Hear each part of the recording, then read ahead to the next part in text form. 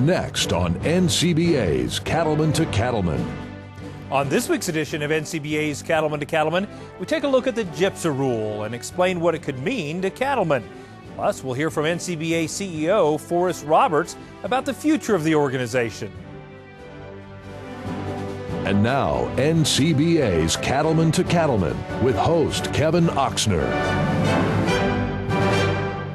Hello and welcome to this week's edition of NCBA's Cattleman to Cattleman. I'm Kevin Oxner. Thanks for joining us. Topping this week's news, some in the cattle industry say it's the single most significant challenge to their livelihood and to the future of the American cattle business in a generation. They're talking about the recent proposed rule on livestock marketing from GIPSA, the USDA's Grain Inspection, Packers and Stockyards Administration. GIPSA and the proposed rule was a hot topic at the recent Cattle Industry Summer Conference in Denver, as Brian Baxter reports. I view GIPSA as probably one of the most damaging and important issues that we've faced in a long time. It's very disturbing to me to think that our Department of USDA has circumvented Congress's intent of the '08 Farm Bill. Pretty near everything that we worked hard to get out of the Farm Bill and Congress's direction to USDA is back in this rule. It's ironic that USDA says they are looking out for the little guy. The GIPSA proposals, as I see them, would harm us, the small to medium-sized producer, the most. From the NCBA Policy Forum to groups gathered in the hallways, no doubt cattlemen at the Cattle Industry Summer Conference were expressing concern about new rules proposed by GIPSA. The proposed GIPSA rule on competition coming out of USDA is extremely concerning to us for several reasons. But the biggest reason is this is basically big government putting themselves right in the middle of the cattle marketplace. They're changing the liability out there on using contracts. And because of that, we're going to see a lot of the branded products, the alternative marketing arrangements, the contracting opportunities that we've worked so hard for so many years to build to help satisfy the demand that we're seeing from our customers. That's going to go away. What this does is says USDA will now look at those transactions and decide whether they are unfair or whether they are undue preferences to other people, which would be violations of the Act. In doing that, USDA has not only redefined the terms, they've also changed the standards of what it would take to make a case. So what does that mean? That means that private litigants, civil attorneys, we call them trial attorneys, will have a field day of making the next round of cases against either the packers or livestock producers who are involved in those agreements. The GIPSA rule, if allowed to go forward, would hit hard on producers such as Bill Rischel of Rischel Angus in Nebraska. Even as a small producer, he's been able to remain profitable by marketing his cattle based on their high genetic quality. He told the NCBA Policy Forum he fears the new GIPSA rule will take away that kind of opportunity. Speaking for myself and my customers, these proposals will devalue our product when we've spent essentially the last 25 years investing fairly large sums of money to achieve premiums and improve consumer demand both domestically and internationally. There is no doubt that the rules being proposed by GIPSA will increase government intervention in the marketplace. I do not expect, nor do I want, the government to guarantee my profitability. And many of these GIPSA proposals do just the opposite. They will destroy the creative programs that have increased profit margins for those who have spent the time and money to develop alternative marketing arrangements that benefit them and their customers. What is happening in this country today is we are seeing government insert itself into every aspect of the economy. I am passionate about it because the people we represent are the true believers in freedom, innovation, and self-reliance. These regulations are really talking about let the government be your defender, protector, and we'll save you. The battle over gypsa is far from over. At the request of NCBA and others, the USDA has extended the comment period until November 22nd, giving cattlemen additional opportunities to turn the tide on this regulation. There's three things that producers have to do. They have to submit comments on this rule to USDA. That is extremely important because USDA needs to understand that this really is impacting small producers, and there's an outcry in the country to make some changes. They have to show up to Fort Collins on August 27th for the Department of Justice USDA competition workshop. They have to make their presence known that we're not going to allow big government to come in our business. And finally, and equally as important, they need to contact their member of Congress and both of their senators and have them contact USDA in the White House and tell them no big government, no dictation of our marketplace, let the free market rule and allow us as producers to get paid for the value we're putting on our cattle. NCBA has been involved in the comment period on gypsa being extended, so there's still time to have our voice heard. There's also a USDA hearing on the issue in Fort Collins, Colorado at the end of August. Comments can be made there as well. For details, visit cattlemantocattleman.org. The biggest takeaway from this year's cattle industry summer meeting was the importance of our industry working together to accomplish our common goals of preserving our livelihood and growing demand for beef. In Denver, more than 700 cattlemen and women gathered to work on important industry issues, get updates on what's happening in the nation's capital and in the research field, and hear from the leadership of the National Cattlemen's Beef Association. And joining me in the studio today is the CEO of the NCBA organization, Forrest Roberts. Forrest, thanks for coming to the show. Thanks, Kevin. Thanks for having me. You know, I know the summer conference was an action-packed several days, but if you would boil down a couple of the key takeaways that you took away from the conference, what would they be? Well, Kevin, as you said, it was a very long week, but I think the week ended on a very successful tone. And the one big takeaway that I took from this year's summer conference was this industry needs a whole lot more unity than what it currently exists within the U.S. beef industry. And naturally, in a summer conference like this, you do a lot of things. You address organizational issues, you address industry issues, and you look at planning. And we did all three of those things. And one of the things that we addressed right up front was from an organizational issue. We talked about a recent compliance review that we've been going through as it relates to our checkoff area of work that we do on behalf of the National Beef Checkoff Program.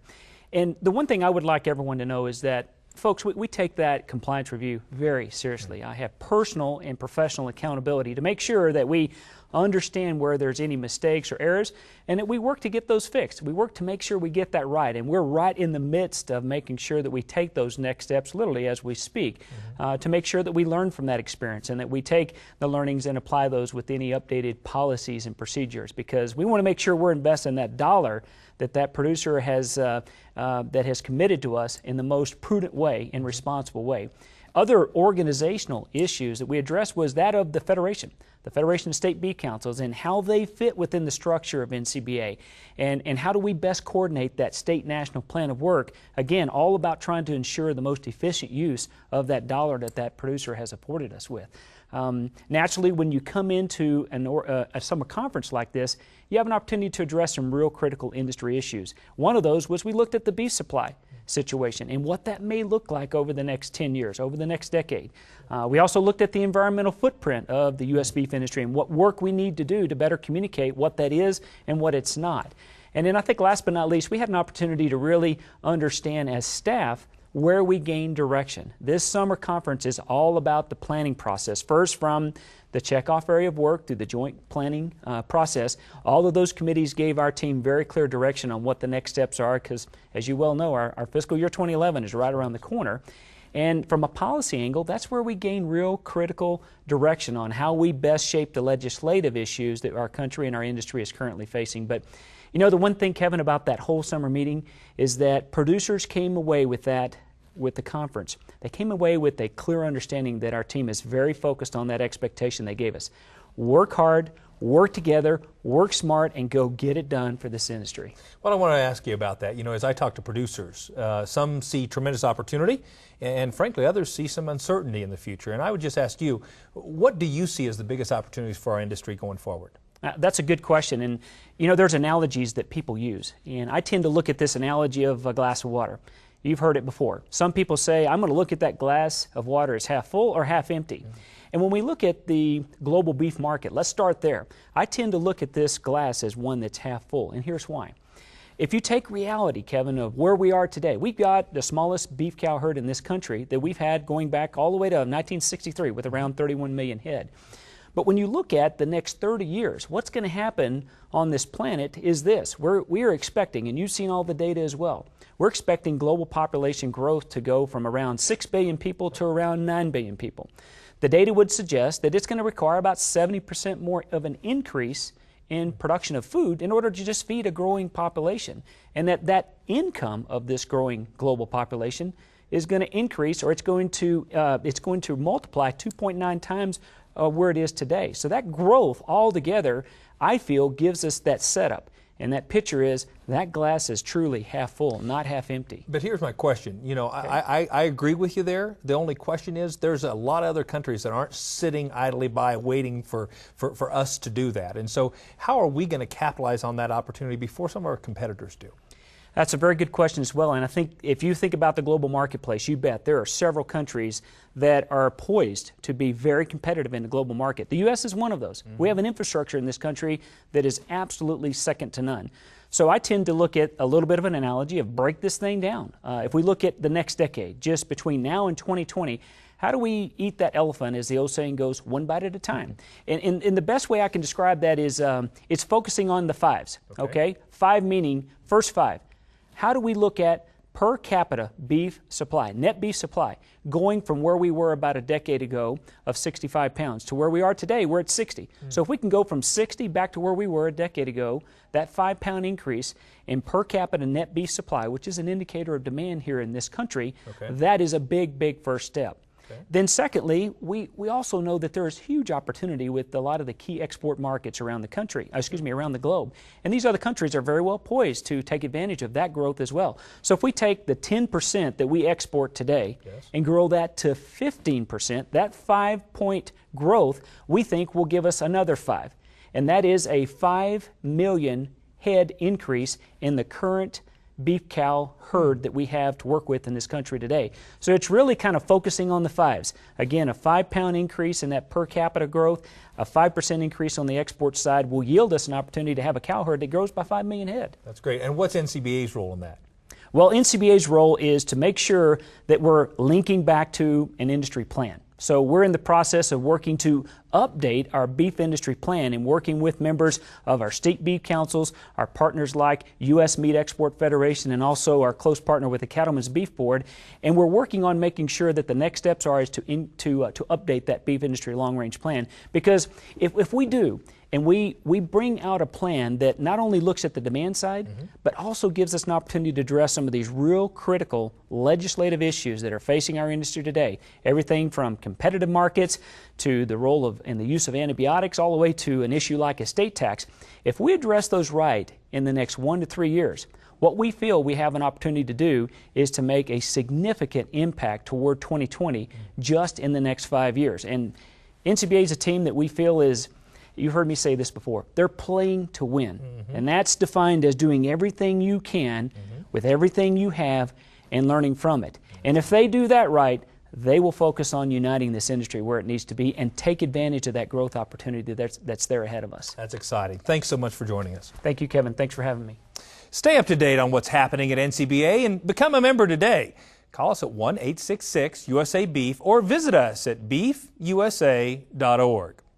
Ahead on NCBA's Cattleman to Cattleman, we'll visit a ranch being recognized for its sound environmental stewardship practices.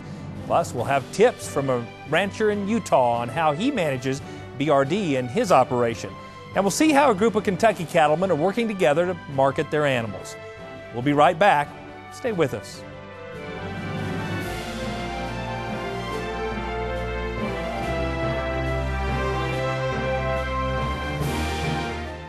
They're out there, lurking on your pasture, just waiting to infect your cattle as they graze. Cattle worms cost you money, but a Safeguard strategic deworming program allows you to deworm your cattle and lower worm burdens on your pasture, resulting in improved pregnancy rates and heavier calf weights. Plus, there's a Safeguard form for every operation. So start killing parasites where they lurk. Talk to your animal health provider today about a Safeguard strategic dewormer program.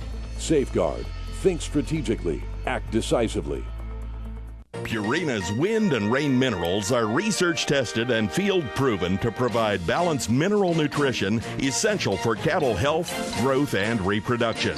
They're highly palatable so cattle consume what they need when they need it. And wind and rain minerals special formulation resists the elements so they won't blow out of the feeder and maintain their palatability even if they've been wet. Wind and rain cattle minerals from Purina Mills, building better cattle. Consumers count on America's cattlemen to deliver quality beef every time. So in your daily work to raise cattle, keep quality top of mind in everything you do, in the care, feeding, and handling of your animals. You can be a part of a national program that provides sound, proven guidelines for beef cattle production that will establish you as a leader and responsible stockman. Beef Quality Assurance, or BQA, is a national program funded by the Beef Checkoff that can help you strengthen your operation, improve cattle care, drive more value to the bottom line, and increase consumer confidence in the quality of America's beef. Producers across the nation have embraced the BQA program because of their commitment to be the world's best producers of beef, and because assuring beef quality is our job, not someone else's. Find out how you can become BQA certified. Visit the website bqa.org.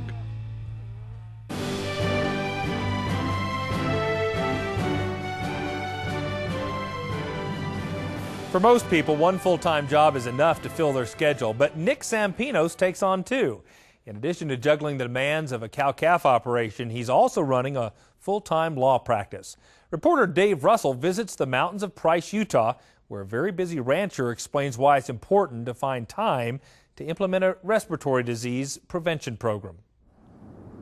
Nick Sampinos owns and operates a cow-calf operation in Price, Utah. And on top of being a busy rancher, he is also a full-time attorney. I like the change from day to day, and I like to see, I guess, sort of a prove to myself sort of thing that I can do both and be successful at both. Nick was actually a lawyer first, and then decided to pursue his second passion, ranching. After about 3 or 4 years into the legal business, I decided to branch out. I'd always wanted to be in some form of agriculture, whether it be farming, ranching, or a combination of both. And so we slowly started acquiring some assets, and here we are about 20-some years later, and we've got a full-time operation on our hands. It takes a lot of effort and hard work to keep the schedules of both jobs running smoothly. It takes a whole team to get what we do done in an efficient manner. And it looks like it's really well organized and a well-oiled machine, which for the most part it is, but there's a lot of work that goes on behind the scenes to make it happen. Because of his tough time constraints, Nick firmly believes that a preventative health program is vital to the success of his operation. I've never been without a comprehensive respiratory program, so I don't think I would dare not vaccinate my animals. There are too many factors out there that affect their daily lives, and I just want to avoid problems, which is simply a waste of time for me and a loss in profit for our operation. Combining a good nutrition program with a cow herd vaccine program is the key to setting calves up for success. I think the cattle themselves, the mothers, as well as the calves, have to be in as good a shape as they possibly can be so that the vaccines can work. What a lot of people don't realize is the foundation to a complete herd health program really begins with the cow, because the baby calf gets all its initial immunity through the colostrum. Once a comprehensive animal health program is in place, producers should work with their veterinarians to plan a respiratory vaccine program. Well, it's really important to develop a relationship with your veterinarian. And the veterinarian is the one that knows best what's going on in your herd, in your geography, and what works best for you for your management plan. Comprehensive respiratory prevention programs can help ranchers like Nick save a lot of valuable time and money by helping prevent the industry's most costly disease. The places that don't do herd health programs, I end up seeing wrecks in those places. When we see a wreck, it's a bad one. And I think that's a big reason to have a preventative herd health program in place and stick to it. respiratory diseases are still a major cost to the industry. Up to $900 million are estimated to be lost not only to deaths due to treatment costs, loss of production, loss of animal value when they get BRD. Even though we have great vaccine programs and great vaccines, probably 40% of the ranchers still fail to vaccinate for something that's a very common problem. Pfizer Animal Health's Bovishield Gold 5 is aimed at helping protect calves against the leading respiratory infections with a single vaccine. The major respiratory viruses are BRSV, which is bovine respiratory syncytial virus, IBR, which is infectious bovine rhinotracheitis virus, and then also BVD, which is bovine viral diarrhea. Bovishield Gold 5 is a 5-way viral vaccine that contains antigens to IBR, BVD, PI3, and BRSV. As a busy rancher also juggling the demands of a law practice, Nick relies on the time he saves by using Bovishield Gold as part of his animal health program. I feel that we have a pretty good program in place. We're trying to do the same things with our vaccinations year in, year out, about the same time of year. Every decision I make, whether it's at my office or on my ranch, there has to be a sequence of events that occurs in both, and it's a timing thing. And so I'm bound by schedules, both at my office and on my ranching operation. And we try to make the wisest use of what limited time we have to do both things. We'll return to Utah for more right after this.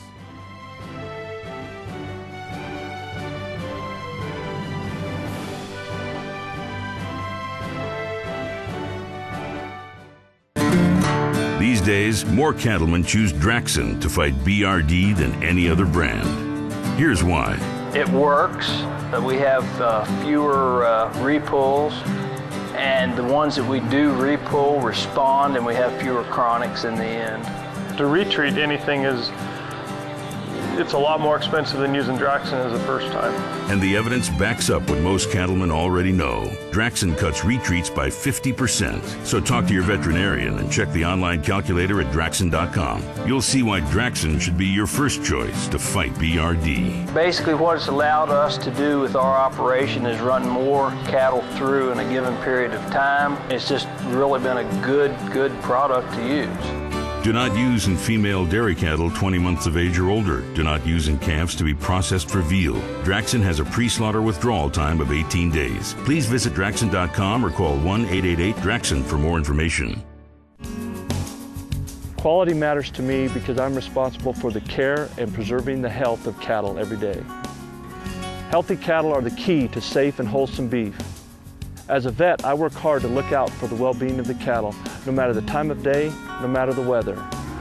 I'm here for the animals, and my work matters when it comes to the safety of the beef Americans eat. I'm proud of what we'll do here today.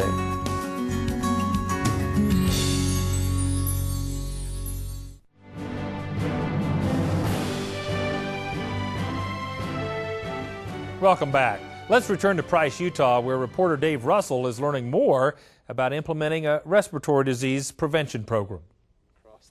In addition to talking with their veterinarians, label claims are something producers should take into consideration when choosing a vaccine because they are an indication of the level of protection producers can expect from the vaccine, as well as the duration of immunity provided. The label claims allow a veterinarian and producer to evaluate a vaccine for the level of protection it gives, whether it prevents infection or aids in the prevention of disease or controls disease. Bovishield Gold is a good choice not only for cow-calf operators, but stocker and feedlot operators as well. The Bovishield Gold product line is really perfect to put in those calves because many times those calves have unknown vaccination history. I've heard figures of how expensive respiratory disease is for the feed yard industry, and it's staggering. And if we can produce calves and send them to the feed yard and not have them get sick, the producer's going to end up being more profitable. Nick is a prime example of a producer that sees higher profits and satisfaction due to having a good preventative health program in place. I have been told this by our feedlot customers that when they've received our cattle, they are in good shape, they look good, they feed out well. We've gotten good results back from the feedlot with respect to the grading.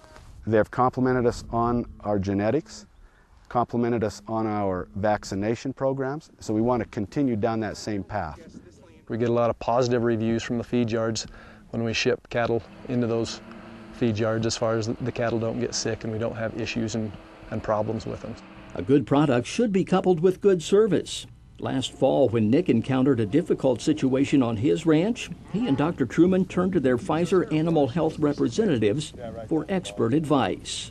We called them to kind of get some advice, and they sent a whole team of people down and helped us kind of work through the problem. We did some liver biopsies, and it was a copper deficiency, and they helped us work through that and invested a lot of time and money in helping us. I was grateful for the service that we received and the attention we received from the Pfizer people. They were extremely responsive and understanding and helped us through it. I would have been a worse wreck than I was if it hadn't been for Pfizer support and all of their help. It's really a great organization, from the reps clear to the vet ops program. Dr. Linhart says there's no excuse for ranchers to skip out on an animal health program. Animal health and herd health programs are such important components of a ranch's program and profitability and reputation.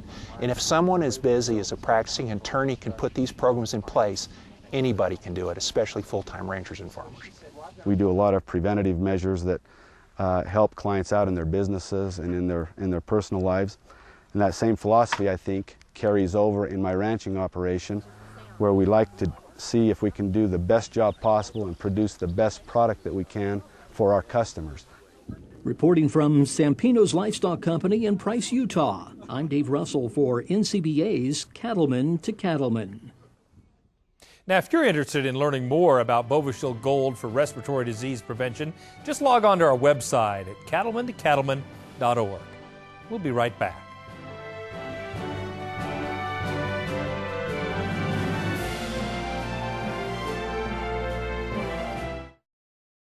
NCBA's Cattleman to Cattleman. It's a television show by cattlemen for cattlemen. Hello and welcome to this week's edition of NCBA's Cattleman to Cattleman.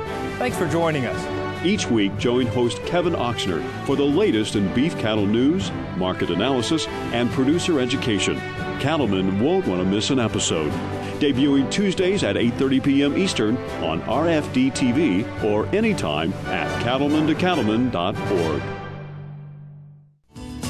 Comprehensive, practical, powerful. Now's the time to put the power of DNA to work in your herd with the comprehensive Identity Profile. The inside information from Identity can help you make more confident replacement heifer and herd sire selection decisions, add marketability to your feeder cattle, make faster genetic progress, and more. The best time to get started is when you're already working cattle, during branding, weaning, or bull soundness exams. Get started today. Visit iGenity.com or call 1-877-IGENITY to put the power of DNA to work in your herd.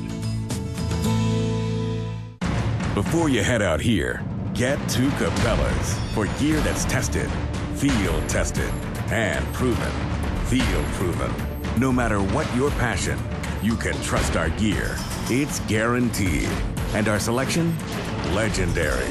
Get top-of-the-line brands at bottom-line prices when you shop our catalog, stores, and Cabela's.com. Count on Cabela's, world's foremost outfitter.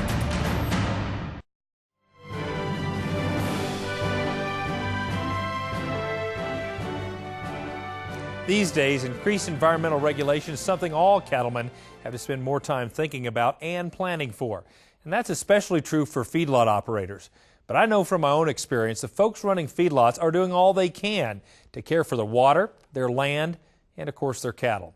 Now, as we continue to celebrate the 20th anniversary of the Environmental Stewardship Award, let's meet the winners of Region 3, an Iowa family feedlot operation that's setting a new standard for stewardship.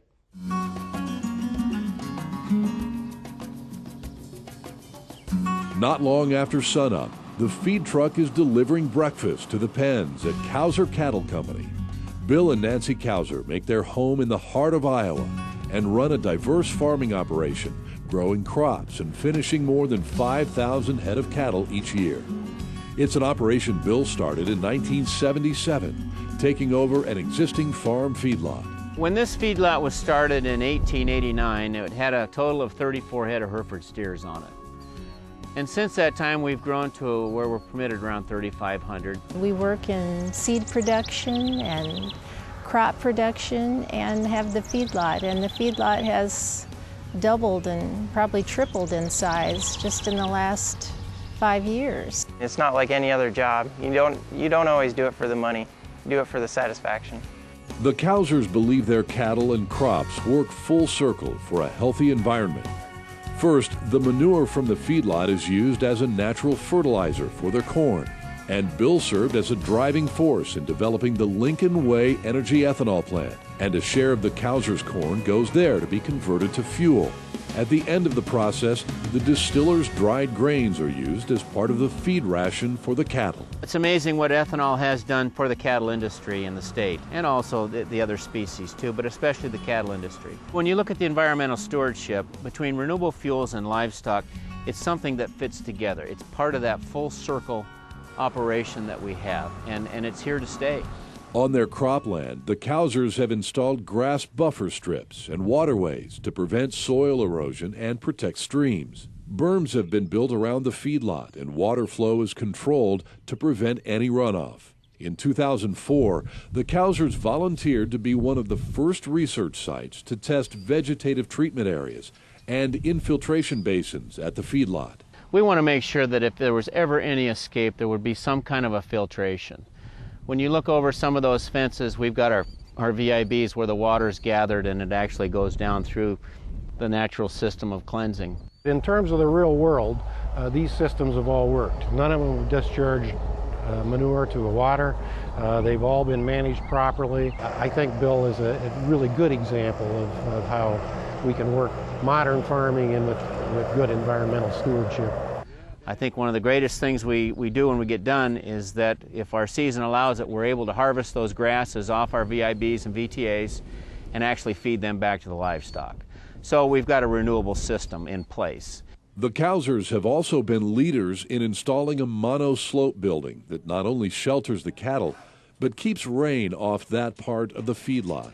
This allows for an increase in cattle capacity without compromising the performance of the vegetative treatment system.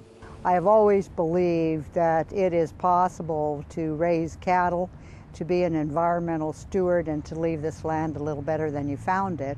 And Bill is certainly doing that. The measures he's put in place out there on his feeding operation are really very green. They're very environmentally sound, and I'm proud of the work he's doing. The technology's changed.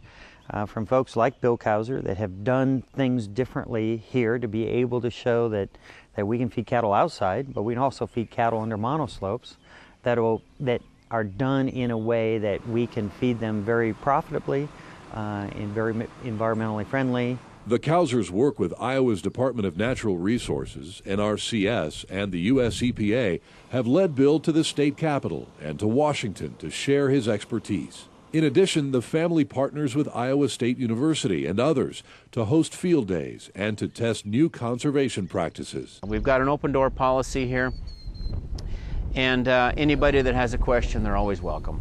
Well, they sure do a lot of things right. We think a lot of folks in Iowa do, but Cowsers are probably some of the best at it, both in the way they raise their crops and the way they take care of their cattle, as well as how open they are to people to come and look at that. We have many groups come through the feedlot in the year's time and try to show them that we are the stewards of the land and livestock, and we're doing the best job possible. Whether he's sharing the story of 21st century agriculture, managing his crops, or checking cattle in the feedlot, Bill Cowser is continually working on new ideas to keep his family operations sustainable. If you're not coming up with new ideas, trying new things around here in Iowa, you're definitely going to fall behind. So it's important to keep up on the cutting edge. Stewardship means caring enough about what you do and how you do it to not only keep yourselves safe, but keep the people around you safe, and to be able to pass it on to the next generation and have it be better than when you got there, to improve it. When you look at the word stewardship, it's something that should come naturally, that feels right. And when it's right, you know everything else is right. You can see features on all of this year's ESAP award-winning operations by visiting our website at cattlemantocattleman.com. ncba.org. We'll be right back.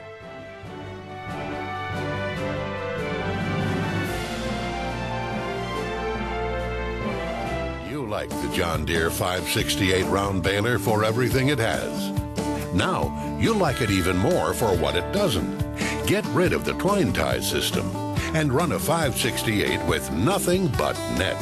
That's right, nothing but easy loading, fast wrapping, bale protecting, cover edge net wrap. Put one to work in your field. See your John Deere dealer today.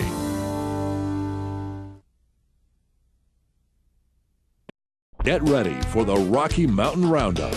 Join the 2011 Cattle Industry Annual Convention and NCBA Trade Show in the city that gets 300 days of sun a year, Denver, Colorado. It's not only a great opportunity to connect with your fellow cattlemen, but you will also attend important industry meetings, find out about the newest technologies, and get all the information you need for a successful year. We'll see you in Denver at the Cattle Industry Annual Convention and NCBA Trade Show, February 2nd through the 5th. For more information, visit beefusa.org.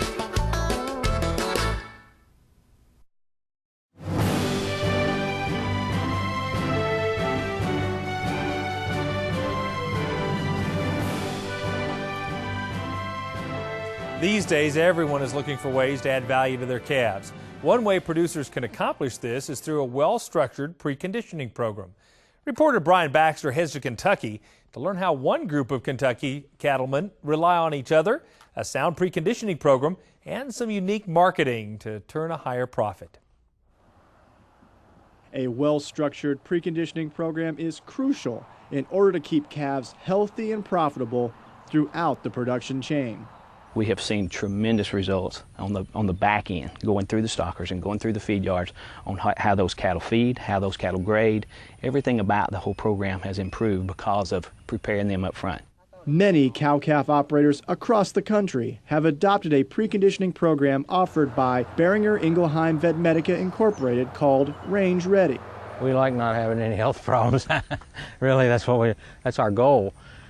And since we've been on this program, we've had very minimal health problems. We've worked closely with Boehringer Ingelheim the last, I guess, 5 or 6 years on our animal health program, and we've relied on them to keep us up to date on which products are working the best. What we recommend as a veterinary group is we try to make sure that we cover all of our vaccine bases, making sure that they're vaccinated for all the virals that they're probably going to face, all the bacterial pathogens that they're going to face early in life. If we can get vaccines to try to shut down some of that disease early, then we can do very, very well. Robert Conley, an order buyer near Georgetown, Kentucky, says with the tough market cattlemen are facing, having preconditioned cattle is more important than ever. We're seeing more and more demand for preconditioned cattle than we had in the past because of the horrendous markets we've gone through and the equity that's been lost in the last 2 years. They're buy anymore. You either have to buy them extremely cheap or you have to go with a value-added program. And Robert takes many precautions to ensure the cattle he buys are in good condition. What we stress with all of our customers that we buy and sell to is the health of the cattle. Make sure that all the cattle have what the producer says they have. We're not just taking their word, we do a verification process to make sure on that. We look at the genetics of the cattle, we look at the flesh condition of the cattle, we look at the gainability of the cattle. So we look at everything that we can look at and check and recheck to make sure everything is done the way it's supposed to be. Although the herd may never get sick while on a cow-calf operation, the consequences of not having a preconditioning program in place can result in sickness and massive profit loss down the production chain. A lot of guys didn't see sickness on the cow-calf operation because they weren't exposed to a lot of different disease on that home farm. But once they start to migrate into some of the stocker operations and feed yard operations, then it becomes a struggle because they haven't been pre-vaccinated and they're exposed to those pathogens. And we see a lot of sickness because of it, a lot of morbidity, a lot of mortality. And in the long run, that costs a lot of people money.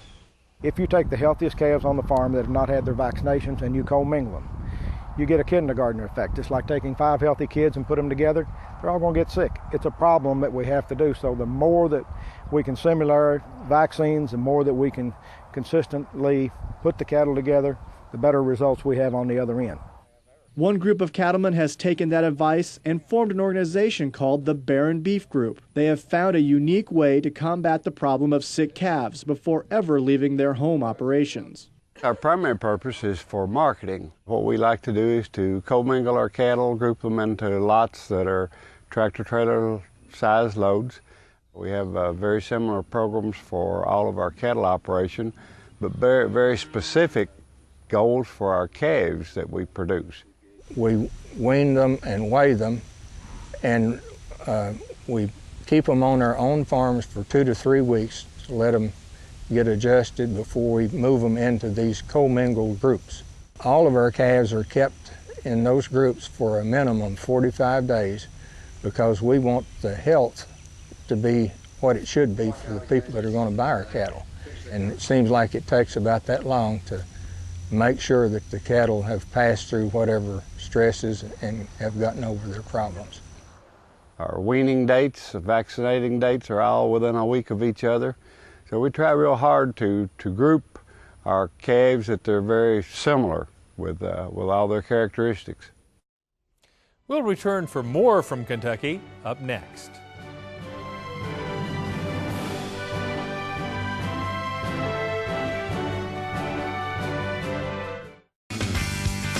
Discover a great roundup for beef producers.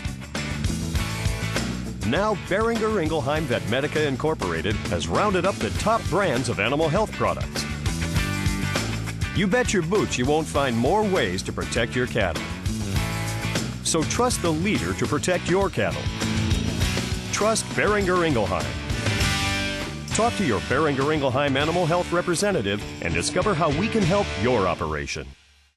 You take pride in the beef you raise. Countless hours invested to assure a safe and wholesome calf crop. Why trust that calf crop to just anyone? Experience the new Dinklage difference with a long history and reputation for outstanding performance and cattle care. We use a combination of cutting-edge technologies and data-driven decision-making to establish our place as leaders in the cattle feeding industry.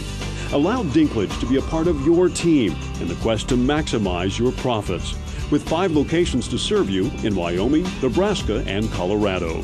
For more information on the new Dinklage difference, stop by one of our yards or visit us on the web at dinklagefeedyards.com. Our quarter pounder with cheese is made from 100% pure USDA beef. That means there's 0% anything else. That's what we're made of.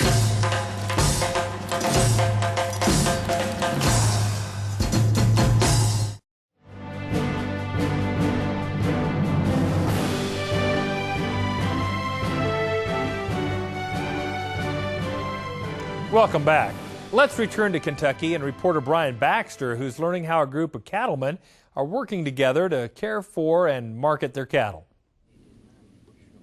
Each member of the Barren Beef Group works hard to execute an animal health program for their calves that's consistent throughout the group. In the fall, before we take the calves off the cows, we get the calves up and we give them the first round of vaccines. And then put them back with the cows for approximately 2 weeks, get them back up at the weaning time, and we'll booster those vaccines. Everyone in the group also has the same preconditioning program in place and says it makes their calves easier to market.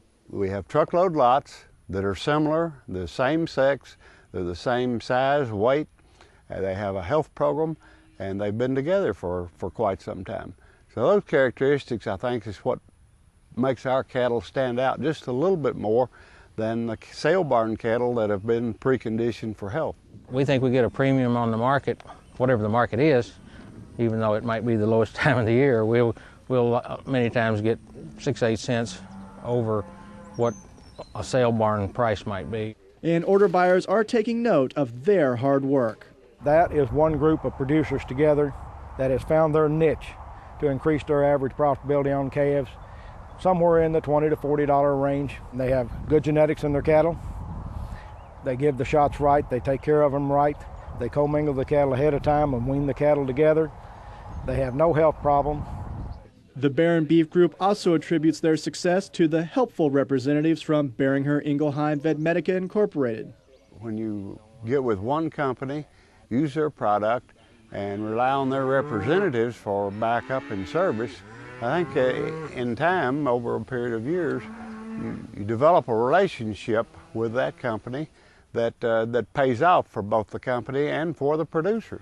I think right now, if I had a problem with a group of calves, if I picked up the phone, called the rep, I believe by tomorrow morning there'd be a representative from that company sitting in my driveway saying, let's see your calves and I want to help you. You know, everyone tries to publish the cookbook regulations that we need to do for vaccination programs, and a lot of times that doesn't fit every station.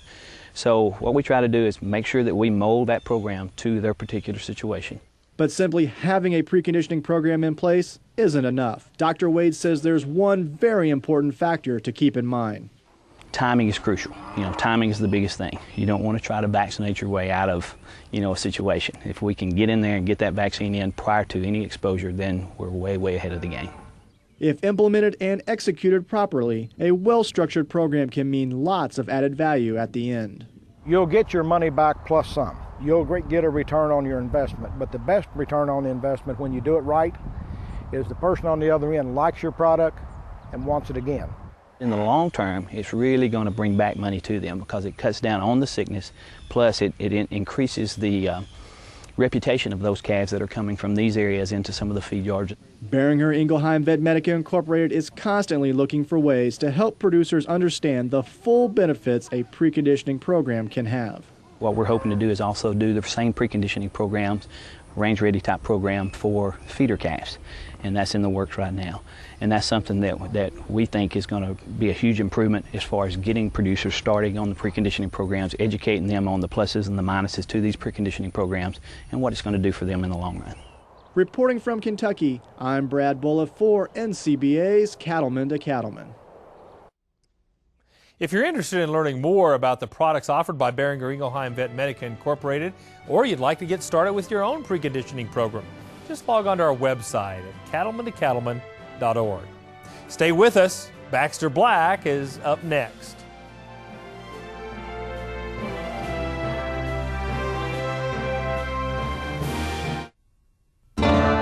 Trust. Out here, it's that rare combination of reliability, integrity, and the peace of mind that comes with having both. After 20 years of making hitches, the B&W Turnover Ball has become the most trusted gooseneck hitch in the country. Why is that important? Because trust is not only hard to earn, it's hard to find. The Turnover Ball Gooseneck Hitch by B&W. Trusted. Beef Quality Assurance, BQA, is a program designed to ensure the consumer that your beef is safe and wholesome and of the highest quality, and it lets the buyers of your calves know that you know what you're doing.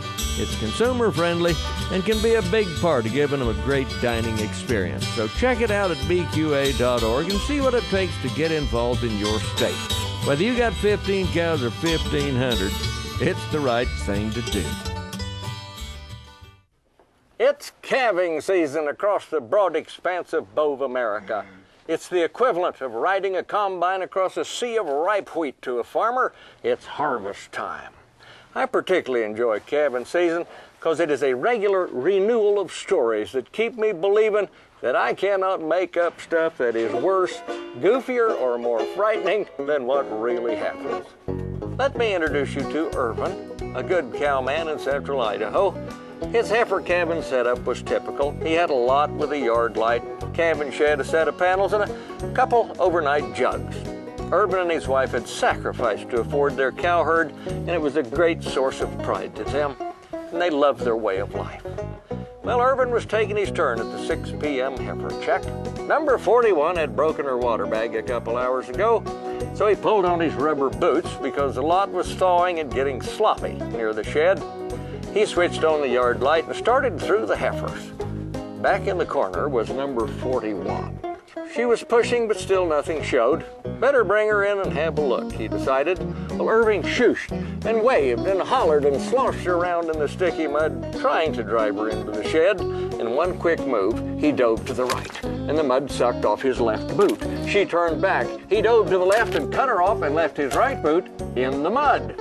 Losing his patience, he grabbed his 16-foot bullwhip that he kept coiled on the fence. He did a thrust and a parry, faking out number 41, and then, as his piece de resistance to drive her under the shed, he reared back, caught his whip on the electric line, followed through the cast, jerking himself out of his socks, pulling the line down, which left him on his back in the mud, his bare feet sticking up like two giant Tootsie Roll Pops. When his wife heard him crashing around in the bathroom, she went to check. He was squatted over the toilet, his pant legs rolled up, and both his bare feet in the water. He was scrubbing away at the muck with a wooden-handled bucket brush. He looked up at her, smiling, and said, "Ain't ranching fun, honey? Ain't ranching fun?" This is Baxter Black from out there.